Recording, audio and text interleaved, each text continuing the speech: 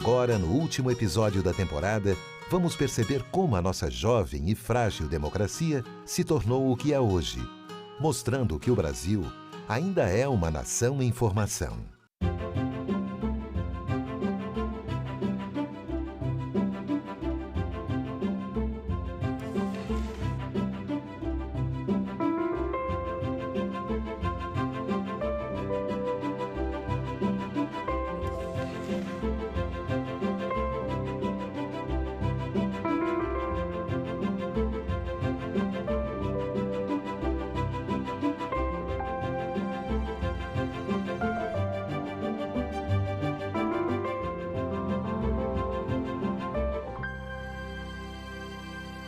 Em janeiro de 1956, Juscelino Kubitschek tomou posse na presidência da República com o mais ambicioso programa de modernização já apresentado ao país. O programa era o Plano de Metas e, com ele, Juscelino pretendia concretizar a promessa de que, sob seu comando, o Brasil cresceria 50 anos em 5.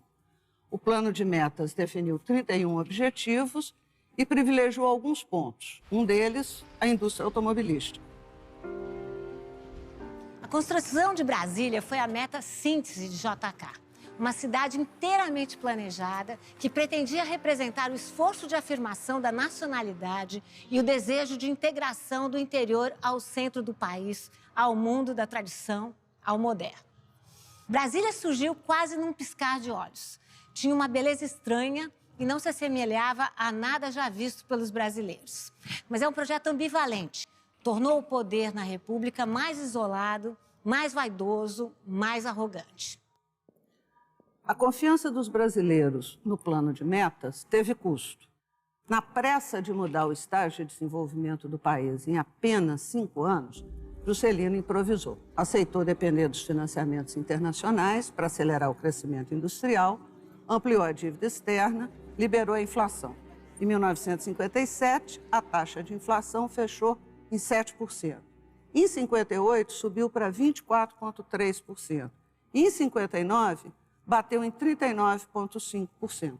Em 1958, o Brasil experimentou uma lufada inesperada de modernidade que transbordou do campo da cultura. A Bossa Nova era um modo de dizer o que o país tinha de melhor e a confirmação de sua viabilidade. Um Brasil moderno, cosmopolita, sofisticado, belo e livre. Em 25 de agosto de 1961, o sucessor de JK na presidência da República, Jânio Quadros, renunciou. Sem compromisso com a democracia, com uma visão estreita do país e moralista na vida pública, um perfil autoritário e alma de burocrata, Jânio governava a República como quem chefia uma repartição. Com a renúncia, Jânio pretendia causar uma comoção nacional e que o trouxesse de volta triunfalmente ao cargo com os poderes presidenciais aumentados. Deu tudo errado. O povo não se mexeu, os governadores não se manifestaram, o Congresso aceitou a renúncia. No dia 28 de agosto, porém, os ministros militares avisaram ao Congresso que não aceitariam a posse do vice-presidente, João Goulart, tal como previa a Constituição. O país iria caminhar perigosamente próximo de uma guerra civil. No Rio Grande do Sul, o governador Leonel Brizola exigiu o respeito à ordem constitucional e se preparou para resistir.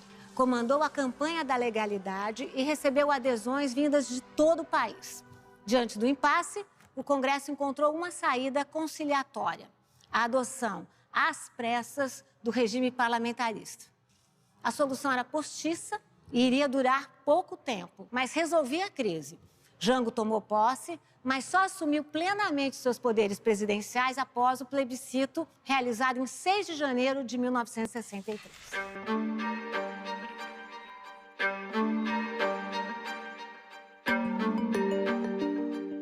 Jango assumiu seus poderes presidenciais após o plebiscito convocado em janeiro de 1963, para que os brasileiros se manifestassem sobre a forma de governo.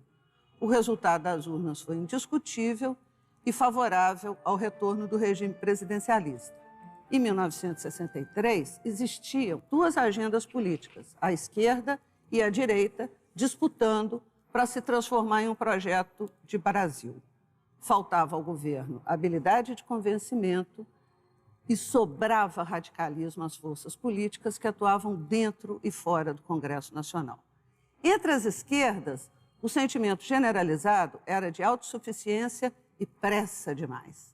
E Leonel Brizola, na liderança da coalizão das esquerdas, deu muito trabalho a Jango. Ele reclamava que o governo deveria adotar uma política de confronto com o capital estrangeiro, patrocinava a convocação de uma Assembleia Constituinte que incluísse operários e camponeses e os grupos subalternos das Forças Armadas e admitia ser inevitável atropelar o Congresso Nacional para executar um amplo programa de reforma, as reformas de base. Entre as forças conservadoras, por sua vez, estava em execução um bem orquestrado esforço de desestabilização do governo, dirigido por um grupo de empresários e militares. O esforço incluía custear uma campanha de propaganda anticomunista nos jornais, bancar diversos tipos de manifestação pública antigovernista e escorar financeiramente grupos e associações de oposição ou de extrema-direita. Quando os idos de março de 1964 chegaram, Jango vivia a véspera de acontecimentos definitivos. O primeiro desses acontecimentos ocorreu numa sexta-feira 13. O comício da Central do Brasil, no Rio de Janeiro, foi preparado para escancarar a união das esquerdas e demonstrar o avanço dos trabalhadores ao lado do governo. Mobilizou uma multidão estimada entre 150 e 200 mil pessoas e durou quase 9 horas. Jango foi o último a falar. O presidente discursou de improviso e acertou no tom e na emoção. A hora das reformas havia chegado, basta de conciliação, declarou Jango ao final do discurso. A resposta veio de São Paulo. No dia 19 de março, uma multidão saiu da Praça da República e marchou até a Praça da Sé, carregando faixas, bandeiras e uma profusão de rosários para salvar o Brasil de Jango, de Brizola e do comunismo. Isso gritavam os manifestantes em coro. Era a marcha da família com Deus pela liberdade, que reuniu entre 500 e 800 mil pessoas e tinha 2 propósitos: servir como resposta ao comício da Central do Brasil e lançar um apelo da sociedade pela intervenção das Forças Armadas. Na empolgação da autoconfiança, nem Goulart, nem a coalizão das esquerdas deram importância ao fato. Isso não é o povo, desdenharam. Foi um erro fatídico. Durante a madrugada de 31 de março de 1964, o general Olímpio Mourão Filho, comandante da 4ª Região Militar, em Juiz de Fora, decidiu descer com sua tropa em direção ao Rio para tentar depor o governo João Goulart. Na madrugada de 2 de abril, Aldo de Moura Andrade, o presidente do Senado, convocou uma sessão conjunta, secreta, do Congresso Nacional e consumou o golpe. Declarou vaga a presidência da República. Jango estava em território nacional e tinha, portanto, pleno exercício dos poderes. Mas ninguém no Congresso imaginou algo diferente de uma curta intervenção militar. Todos estavam enganados. Uma facção entre os golpistas tinha agenda própria, o governo dos militares ia durar 21 anos e o Brasil acabava de ingressar numa longa ditadura.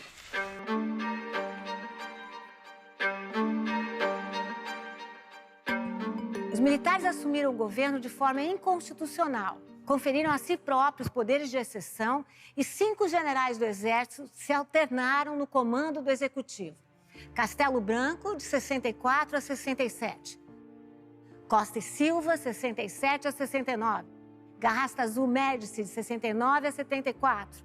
Ernesto Geisel, de 74 a 79. E João Figueiredo, de 79 a 85. Além do curto período de uma junta militar composta dos 3 ministros das 3 forças, entre agosto e outubro de 69. O centro de sustentação da ditadura estava localizado no controle pelas Forças Armadas da Presidência da República. Mas os militares construíram a estrutura de sustentação da ditadura em 5 grandes blocos: o arcabouço jurídico, o modelo econômico, as campanhas de propaganda política, o aparato de repressão policial, a censura. Às 22h30 do dia 13 de dezembro de 68, o ministro da Justiça, Gami Silva, anunciou, em cadeia nacional de rádio e televisão, o texto do ato institucional número 5. O AI-5 era a ditadura escancarada. Suspendia a concessão de habeas corpus e a liberdade de expressão e reunião. Permitia demissões sumárias, cassações de mandatos de direitos de cidadania e determinava que o julgamento de crimes políticos fosse realizado por tribunais militares sem direito a recurso. Foram muitos os focos de reação à ditadura. Em 1968, a notícia da morte do secundarista Edson Luiz de Lima Souto, assassinado pela polícia com um tiro numa manifestação de protesto no restaurante Calabouço, no Rio de Janeiro, marcou o momento em que a mobilização estudantil se transformou em um movimento social de massas. Uma parte do mundo da cultura, por sua vez, inventou estratégias para resistir, sobretudo à censura política. Em fevereiro de 1968, a greve de protesto contra a censura parou teatros, tanto no Rio de Janeiro quanto em São Paulo, durante 72 horas, e realizou uma vigília cívica memorável na escadaria do Teatro Municipal do Rio de Janeiro. Com o custo de vida subindo e os salários congelados, em abril de 1968, cerca de 1.200 operários, na cidade industrial de Contagem, a 17 quilômetros de Belo Horizonte, paralisaram as atividades. Contagem surpreendeu os militares e o governo foi obrigado a negociar. 3 meses depois, em julho, os operários, em Osasco, no cinturão industrial de São Paulo, decidiram cruzar os braços. A história foi diferente. No segundo dia de greve, a fábrica foi invadida por soldados. A polícia militar ocupou a cidade, cerca de 400 trabalhadores foram presos. Outro foco de reação veio das organizações clandestinas, que pregavam a luta armada como única via para derrubar a ditadura. Incluiu assaltos a bancos, carros fortes, empresas, lojas de armas, instalação de bases guerrilheiras e de focos insurrecionais no país. Os militares, por sua vez, construíram uma máquina de repressão que atuava sem limites. Essa máquina de repressão fez uso da prática do desaparecimento forçado de opositores políticos, instalou centros clandestinos para eliminar prisioneiros e utilizou sistematicamente da tortura como técnica de interrogatório em quartéis e instalações militares. Nada se compara, porém, ao silêncio que ainda hoje se mantém sobre os crimes cometidos contra as populações indígenas. Os militares tinham um ambicioso programa que implicava no deslocamento de quase 1 milhão de pessoas com o objetivo de ocupar estrategicamente a região amazônica. Para o seu azar, as populações indígenas estavam no meio do caminho e elas pagaram um preço altíssimo e quase foram exterminados por conta desse projeto.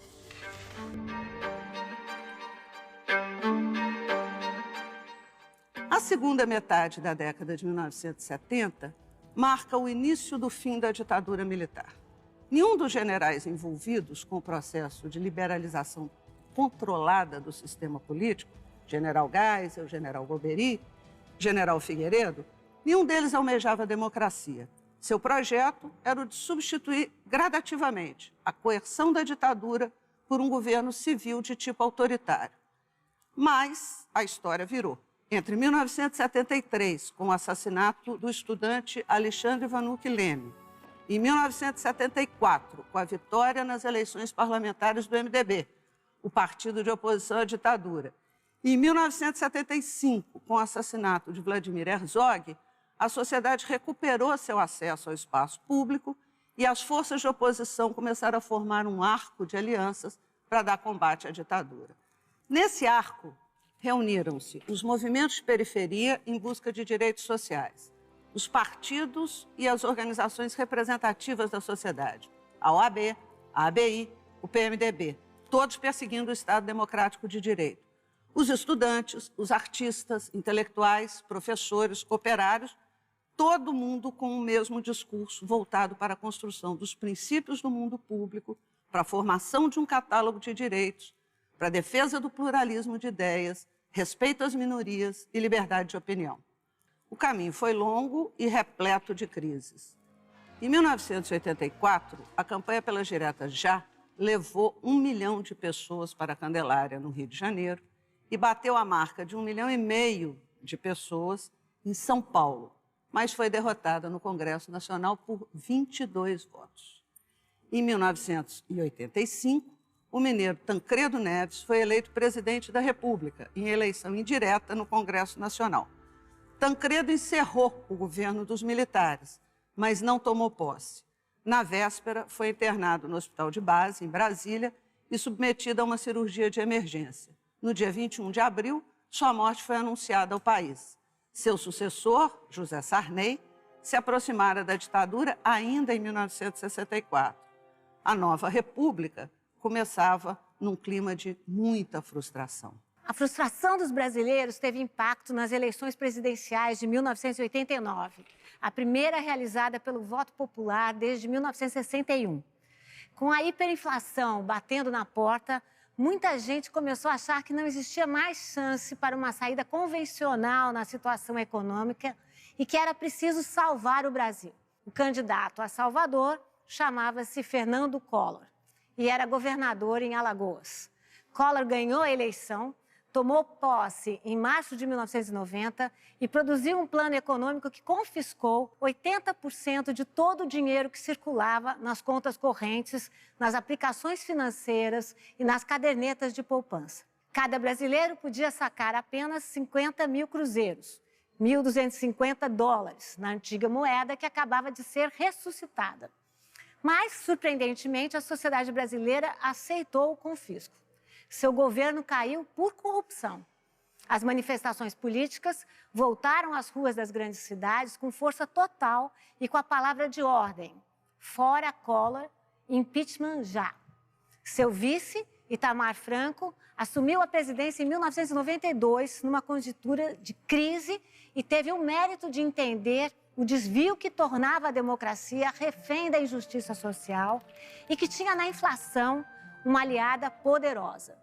Depois de trocar o ministro da Fazenda por 3 vezes, Itamar convidou Fernando Henrique Cardoso para o cargo e encomendou um novo plano de estabilização econômica de seu governo, o Plano Real.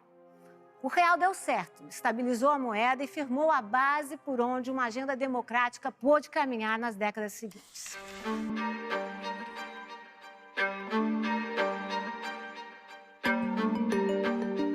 A história do Brasil é também uma longa narrativa de lutas e de construção da cidadania. Essa história nada tem de evolucionária no sentido de aglutinar de modo progressivo e previsível um punhado de direitos. É certo que ela se parece com as demais trajetórias dos países modernos, ao articular o legado das lutas por direitos individuais, característica dos séculos XVII, XVIII e XIX, com a reivindicação de direitos coletivos, típica do século XX, e a percepção de novos direitos que não mais se referem a indivíduos ou grupos sociais específicos. Mas é certo também que persistem nessa trajetória algumas singularidades. A mais evidente, a concentração nas lutas por direitos sociais, em detrimento dos direitos políticos, sobretudo os civis. O país só adota uma agenda de direitos civis que inclui a fundação de movimentos sociais, negros, feministas, ambientalistas, LGBTS, entre outros, nos anos 1970, e mesmo assim de maneira muito tímida. O exercício de determinados direitos não leva mecanicamente à conquista de outros. E direitos nunca chegam de uma vez por todas. Não há como desvincular a constante e incompleta luta pela cidadania no Brasil da enraizada e longa experiência da escravidão, a qual acabou por dar forma à sociedade brasileira. Essa marca continua presente ainda nos dias de hoje, na nossa arquitetura, nos minúsculos quartos de empregada ou nos elevadores de serviço, na verdade, para serviçais.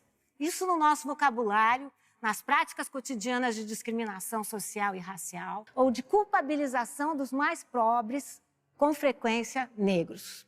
No cerne da nossa comunidade permaneceu a concepção de que existiriam homens por natureza diversos, repartidos por sua história, sua biologia e condição. Tanto que o destino dos homens livres, pobres, aliás, a grande maioria da população, não seria muito diferente.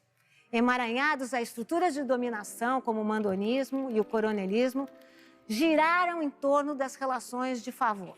Expediente muito mais exercido a partir de estruturas de dependência pessoal do que pautado numa cartela de direitos civis ou sociais.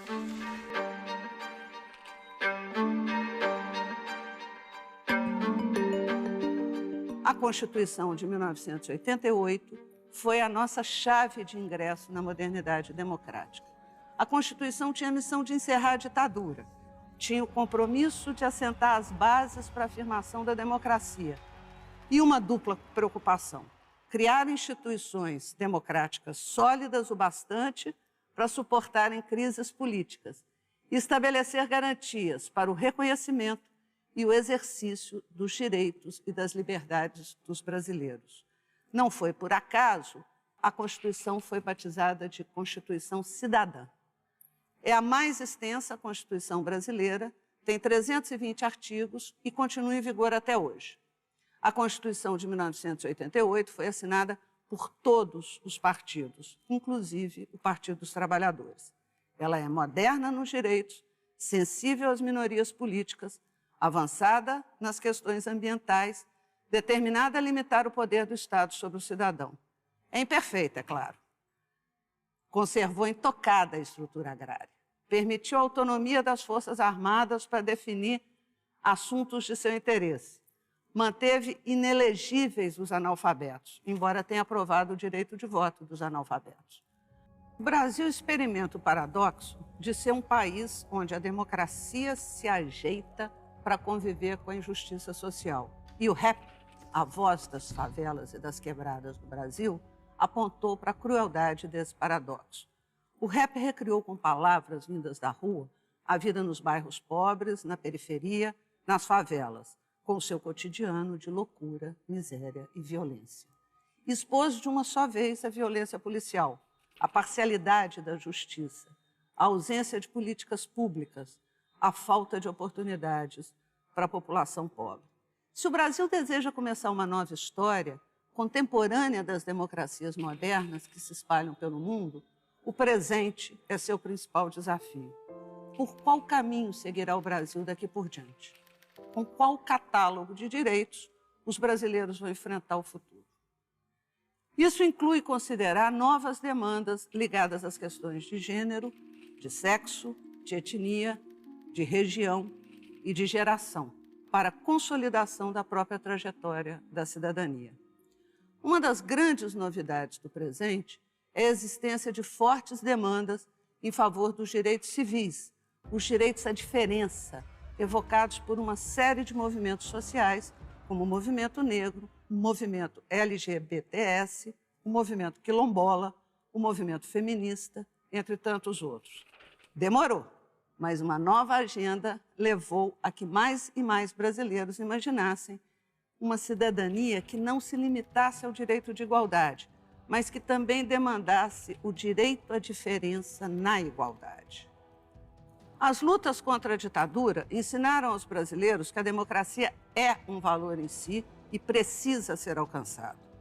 O Brasil entrou no século XXI com 3 presidentes eleitos e 2 deles cumpriram cada um 2 mandatos consecutivos, Fernando Henrique Cardoso e Lula.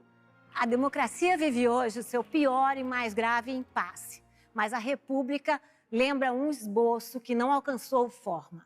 A República chegou ao século XXI como um regime constitucional, mas continua alheia ao envolvimento do cidadão nos assuntos comuns do país. Se a República é frágil, torna-se presa fácil de seus inimigos, o patrimonialismo e a corrupção. Corrupção entre nós se reduz a furto e até agora a população foi às ruas combater a corrupção numa reprovação moral, mas que não tem nada de republicano. Pelos efeitos que produz, a corrupção é sempre a alma do negócio em qualquer ditadura. Provoca um curto-circuito no funcionamento da democracia e significa a morte para a República. O Brasil construiu uma história longa, mas ainda não encontrou a si próprio.